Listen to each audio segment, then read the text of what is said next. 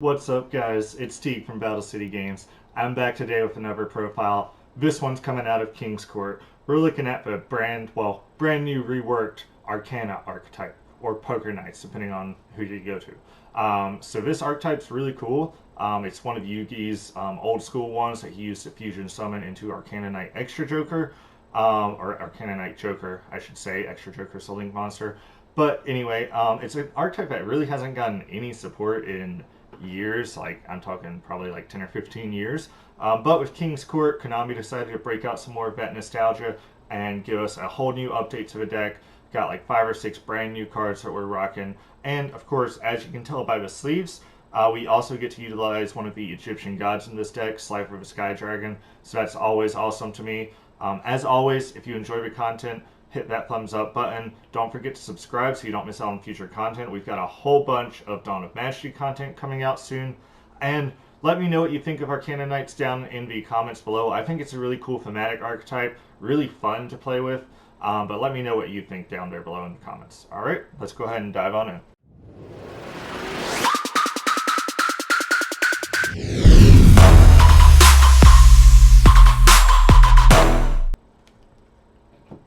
So, first up, for the monsters, we've got the brand new Joker's Knight. This is one of the best cards I received out of this wave of support. He's a level 5 light warrior that says you can send one Queen's, King's, or Jack's Knight from your hand or deck to the graveyard, or excuse me, just from your deck to the graveyard. He special summons himself from your hand, and if you do, his name becomes the sent monster's name until the end phase of the turn.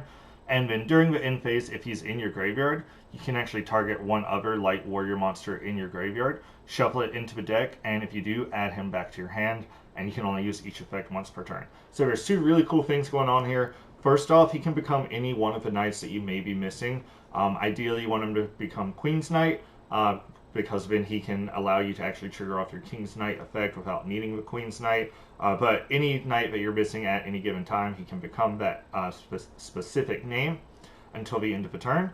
And then that ability to add himself back to hand is not to be underrated, because that means that every single turn you're basically refreshing your hand, so that if your opponent does break your board, you have all of the tools necessary to just continue to make the same play next turn. Moving on from there, we have one of the other brand new cards, that is Imperial Bower. This card is basically the rescue rabbit of the deck. It says if you control no other monsters, you can tribute this card, and then take 2 different named monsters from your deck among Queens, Kings, and Jack's Knight, and either add them to your hand or special summon them. And you can do either or. You can special summon one, add one, it's up to you. And then you can only use that effect once per turn. So this is a really awesome card that just helps you get bodies on board. You know, maybe if you already have one of the knights in hand, you can get the other 2, or if you just want to go for a rank 4 play or maybe a rank 5 play with your Joker's Knight, you can do that as well. Important thing is you want to make sure this card does not get hit with an Ash Blossom, because that always will hurt, but still nonetheless a great card for the deck. And then for the classic knights, we do have triple copies of Queen's Knight. This is one of the more important ones, since she is what's going to allow your King's Knight to trigger off in order to get your plays going. And she is a 1500 level 4, which makes her better than Jack's Knight. She is a normal monster though, so we don't really want to see too many of her clogging up our hands.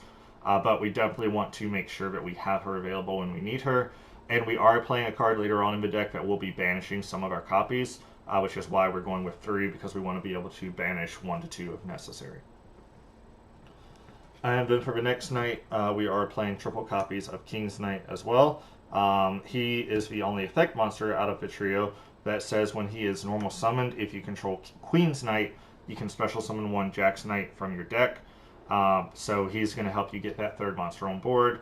You can summon out your Queen's Knight, summon your King's Knight, and you can get Jack's Knight to instantly give you 3 monsters, which is pretty cool.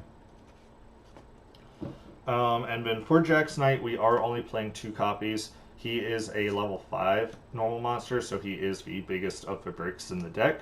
And you don't really want to clog with him in hand. Ideally, you want him to always be in deck to come out off of your King's Knight.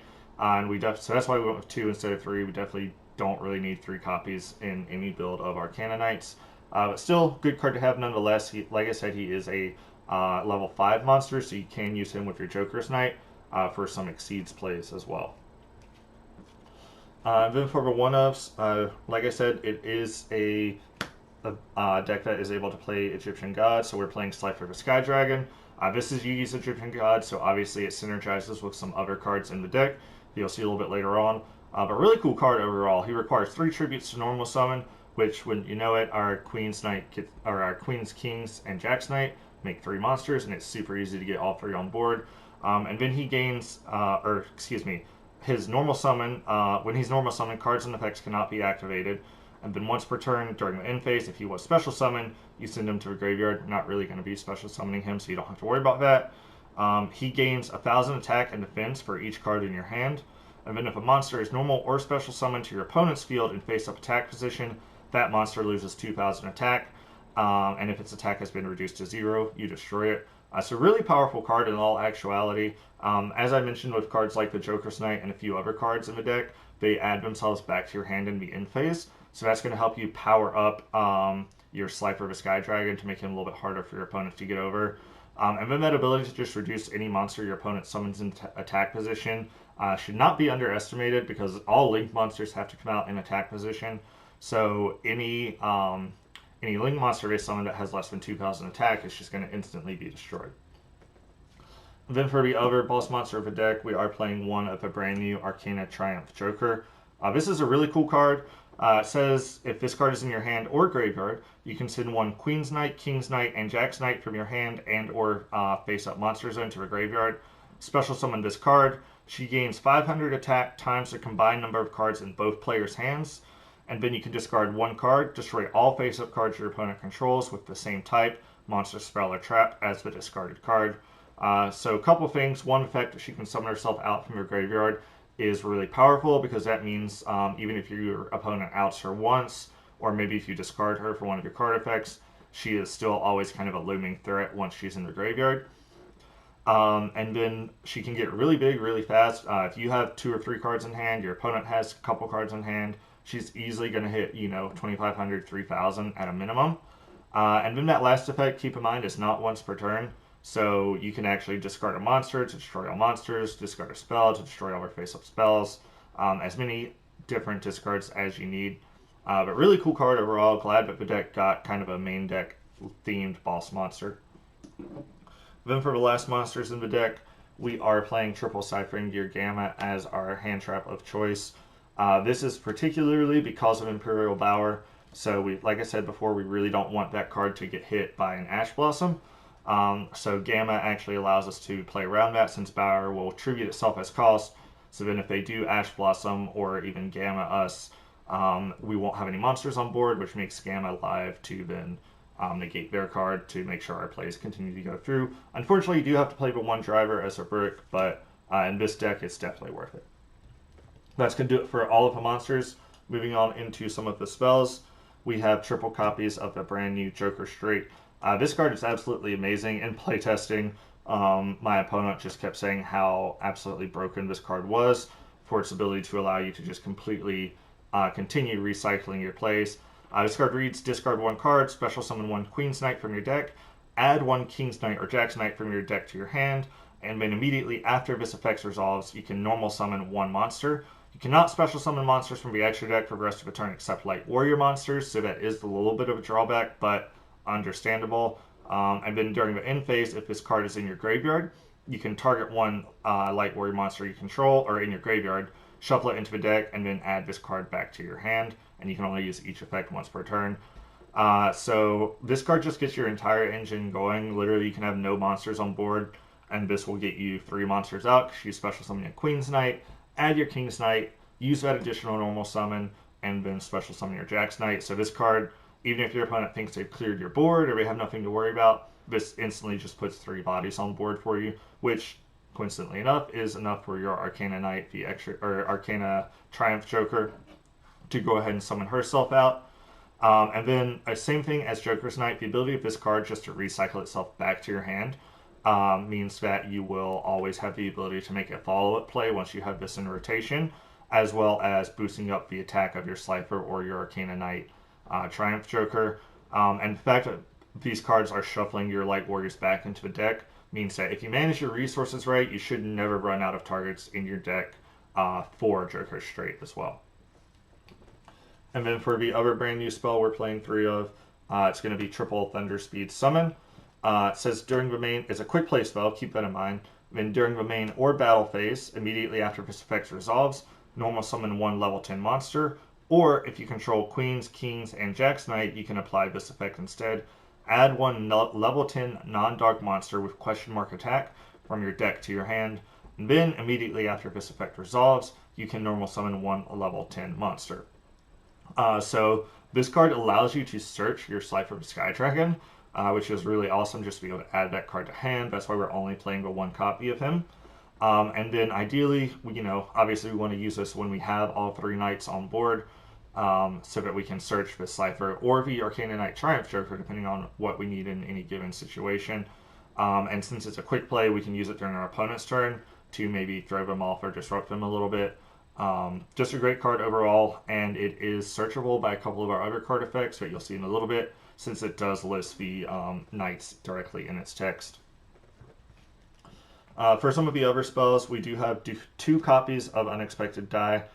This is just in here to get you to your Queen's Knight, because if you open your King's Knight, you want to make sure that you have a Queen's Knight on board in order to take full advantage of your abilities. You could potentially consider cutting this down to 1. If you were to do that, I would recommend putting in a raw sphere mode, since that is a light monster with question mark attack, and that actually allows you to activate Thunder Speed Summon during your opponent's turn and then tribute 3 of their monsters for the sphere mode. You could play potentially the Winged Dragon of Ra, but I just don't think its effect, unfortunately, is nearly as powerful as something like Slifer. But those are just some options if you don't want the Unexpected Die. But I like to make sure that I have access to Queen's Knight when I need her, because we do always want King's Knight to be live.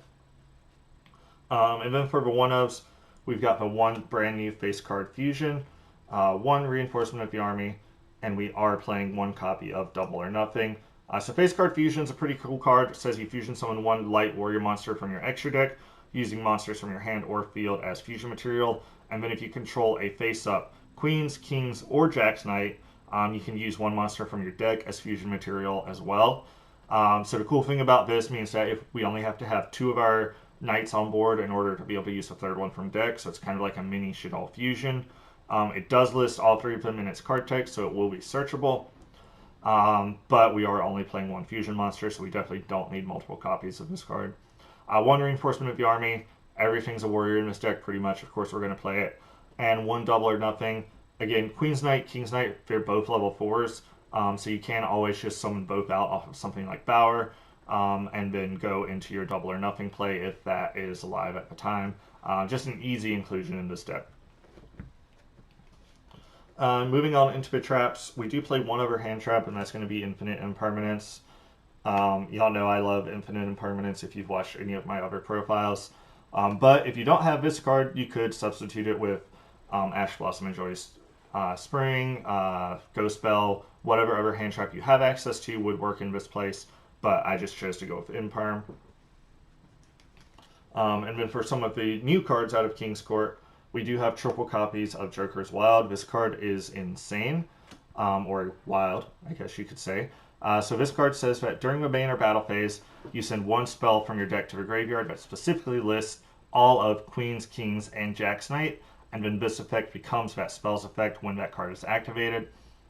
And then during the end phase, if this card is in your graveyard, you can target 1 light warrior monster in your graveyard, shuffle it into the deck, and then add this card to your hand. You can only use each effect once per turn. So basically, this can become your Joker Straight. It can become your Thunder Speed Summon. It can become your face card fusion if you want it to. But just an amazing card, because it basically means we're playing 6 copies of Joker Straight and Thunder Speed Summon, which is really what ups the consistency of this deck and allows you to, potentially get your Slifer out on your opponent's turn. Your Triumph Joker just helps you make whatever plays you need. And again, it continuously recycles itself, so you can always have access to it once you've seen that first copy. And then for the last 3 cards in the deck, we needed some sort of draw power. I wanted to keep this build a little bit more budget, rather than throwing in stuff like Prosperity. So we are playing triple copies of Court of Cards. This is the brand new continuous trap card for the deck. It actually has 2 really powerful effects in my opinion. First off, if you control no monsters or only control Queens, Kings, and or Jack's Knight, you can special summon 1 Queens, Kings, or Jack's Knight from your hand or graveyard. And then the second effect says you can banish up to one each of Queen's, King's, and or Jack's Knight from your hand or graveyard. Draw the same number of cards as what you banished, and you can only use one of those effects per turn and only once that turn. So first off, that first effect to allow us to special summon from graveyard, again, just gives us more plays for our opponent to have to worry about. They may out our board, but we can then just easily summon back a Queen's Knight, normal summon a King's Knight from our hand, and just restart all our entire plays. It also helps you put up some chump blockers if you need to. Maybe your opponent wipes your board. You can just be like, all right, special summon back Queen's Knight in defense. Gives them one more body to have to worry about. And then that ability to allow you to draw cards. Like I said early on, we are playing triple copies of Queen's Knight because we could potentially be banishing some off of Court of Cards. Realistically, you can usually afford to banish at least one copy of each knight. So that's up to three cards you can draw, or you can space it out and draw one card per turn, however you want to do it. But just it's a really versatile card that does allow to up the consistency of the deck. It helps you get dead copies of cards out of your hand. For example, if you have Jack's Knight in hand and you don't need it, you can just banish it off of this to draw a card. A really cool card that I really like and fits with the deck thematically.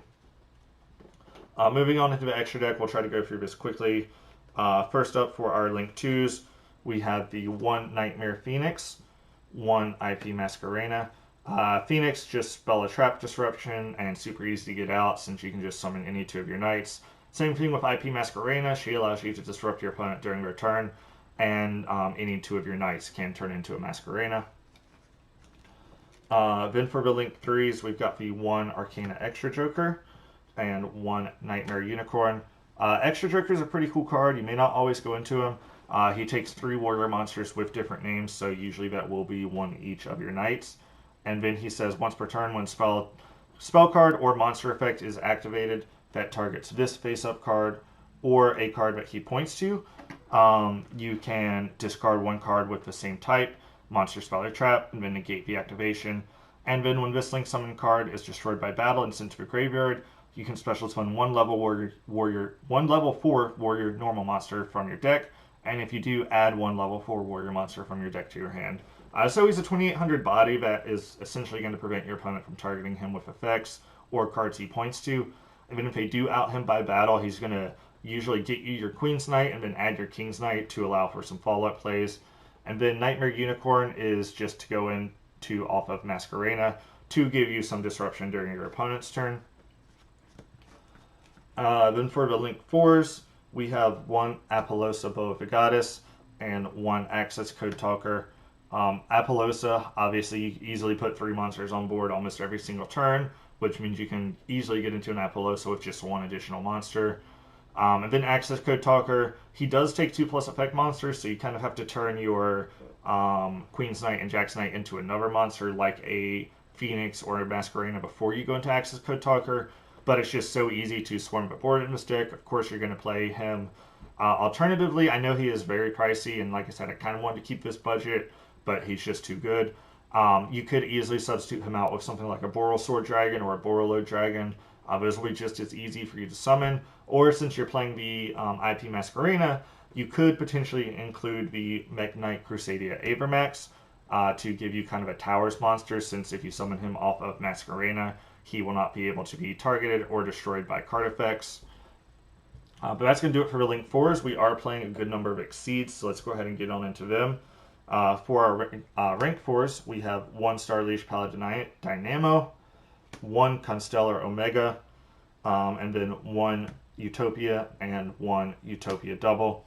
So Paladin Dynamo, it's a card you may not have seen in a while. It takes 2 level 4 light monsters, and then once per turn you can detach 2 materials from it. Target a face-up monster your opponent controls, its attack becomes 0, and then if it does, its effects are also negated. And then if this card is destroyed by our opponent's card by battle or card effect and sent to the graveyard, we get to draw a card. So it just gives you some easy potential negation if your opponent has something on board that you can't deal with, that you need to get rid of the effect of, or run over even. He's there for that ability. Constellar Omega just takes 2 level 4 light monsters. It's a fun option to have. In case you're playing against a back row heavy deck, you can make Omega and then just laugh. And of course you saw we were playing Double or Nothing, so we are playing Utopia and Utopia Double to allow for that OTK out of nowhere. Then for our rank 5s, we have a couple of them. We have the 1 Utopia the Lightning and the 1 Constellar Platies. So Utopia of the Lightning, you're not actually going to make as a rank 5. You're going to overlay on top of your Utopia. But this is just a great option. It actually allows you to out Dragoons pretty easily because you just get 2 level 4s on board, overlay into Utopia with Lightning, and then you can attack into Dragoons. And Lightning says your opponent cannot activate cards or effects when he attacks, so you'll be able to detach from materials, boost him up to 5,000, and your opponent will not be able to negate that with Dragoons. So it's just a super easy out to Dragoons, so you don't have to worry about that as much with this deck. And then Platies, like I said, it's easy to get Joker's Knight and Jack's Knight out, and then you can overlay into the Platies to give you some disruption during your opponent's turn. And then for the last Exceed monster we're playing, 1 Divine Arsenal double A Zeus Sky Thunder.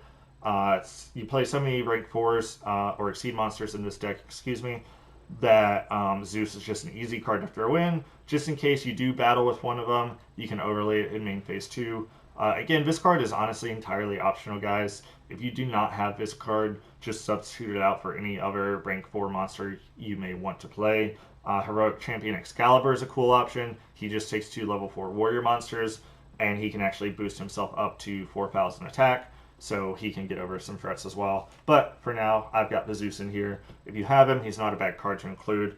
Then for the 1 Synchro, we do have the Omega. We're playing Gamma, so of course we're going to play the Omega, because usually we will be looking to use Gamma on our turn, which means we'll be able to Synchro it off into Omega to allow for some disruption.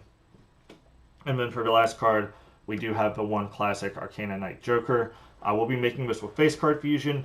It takes Queen's Knight, Jack's Knight, and King's Knight. A fusion summon of this card can only be done with the above materials.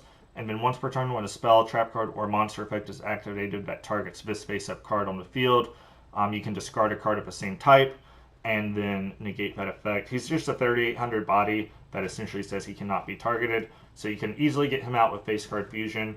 And depending on what deck you're playing against, it might be very hard for your opponent to out this card. So that's going to do it for the profile, guys. A little bit more of a fun deck here. Don't know if it's going to be winning too many YCSs, but ton of fun to play against your friends or maybe bring to a locals. Deck that I've really been looking forward to and really been wanting to make, so I'm happy that I got to bring this profile to you guys. Let me know what you think of the archetype as a whole down in the comments. Do you think maybe it would be better with an additional Egyptian guide card like the Winged Dragon of Ra in there, or do you think Slifer's enough? And as always, please give us a thumbs up on the video. It helps out immensely. And if you do enjoy the content, please subscribe. We bring you new content every single week, and we don't want you to miss out on any of it. Until next time, I'm Teague with Battle City Games.